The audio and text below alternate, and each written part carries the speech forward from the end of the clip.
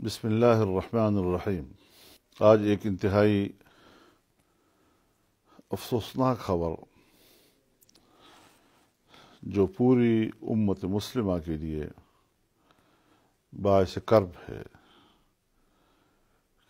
New Zealand میں دہشت گردوں نے جس طرح مسجد میں جا کر معصوم نمازیوں پر جمعے کے دن جمعے کی نماز کے لیے جمع ہونے والے مسلمانوں پر فائر کھولی ہے، اور جس میں 20 لوگ جام شہادت نوش کر چکے ہیں، سینکڑوں لوگ زخمی ہیں، اور ایک مسجد کے بعد پھر دوسری مسجد کی طرف جانا، اور پھر اس بات کا پورا اہتمام کیا گیا ہے کہ وہ خود اس کا ویڈیو بھی بنائیں۔ تو ظاہر ہے جی کہ کسی کو توقع نہیں تھی کہ نیوزی لینڈ میں بھی ایسا ہو سکتا ہے، کیونکہ نیوزی لینڈ کے بارے میں شہرت یہ ہے کہ وہاں پر دہشت گردی یا ٹیررزم جو ہے وہ 0 درجے کا ہے، یعنی معدوم ہے۔ لیکن اگر وہاں واقعہ ہوا اور اس طرح کا واقعہ، تو ظاہر ہے کہ اس نے خود نیوزی لینڈ کے اوپر اور یورپ کے اوپر ایک بڑا سوالیہ نشان، کہ اس سے قبل بھی ڈنمارک وغیرہ میں یا کچھ اور یورپین ممالک میں مسلمانوں کے مساجد پہ حملے ہوئے ہیں، مسلمانوں کے مساجد میں مسلمانوں کو شہید بھی کیا گیا ہے، جلایا بھی گیا ہے۔ لیکن نیوزی لینڈ میں آج جو واقعہ ہوا ہے وہ کچھ بالکل غیر متوقع سا، اور اس قسم کا سفاکانہ کہ پوری دنیا کے دل اس نے ہلا کر رکھ دیے ہیں۔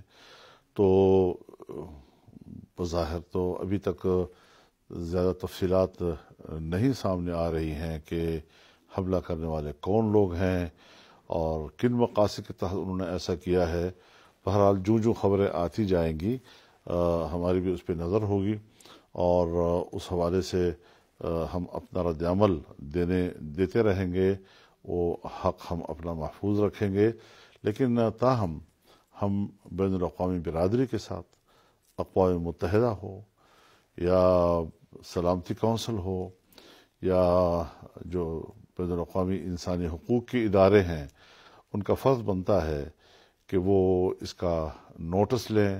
جو ایمنسٹی ادارے ہیں ان کو اس کا نوٹس لینا چاہیے کہ کیوں کر آخر مسلمانوں کے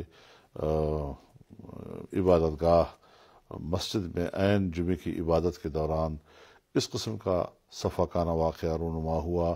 ظاہر ہے کہ یہ ایک منظم انداز کے ساتھ ہوا ہے، جس کی بڑی منصوبہ بندی کی گئی ہے، پوری پلاننگ کے تحت ایسا ہوا ہے۔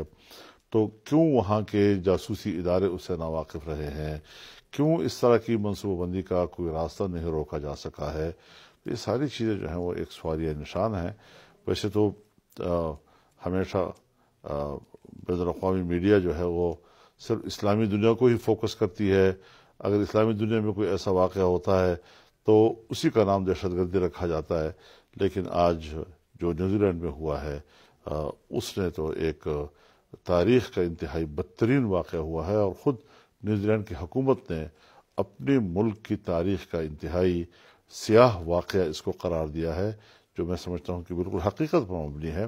لیکن یہ کہ ایسا کیوں ہوا، اس کا راستہ کیوں نہیں روکا گیا، اور اس پر بین الاقوامی اداروں کا رد عمل کیا ہوگا، وہ اس حوالے سے کیا اقدامات کریں گے، یہ سب وہ سوالات ہیں کہ جو اس وقت تک ہمیں اس کے جواب کا انتظار رہے گا۔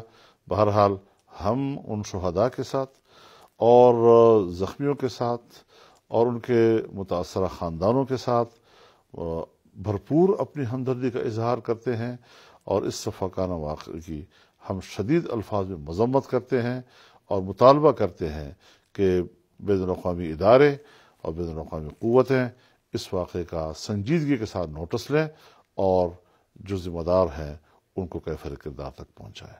والسلام۔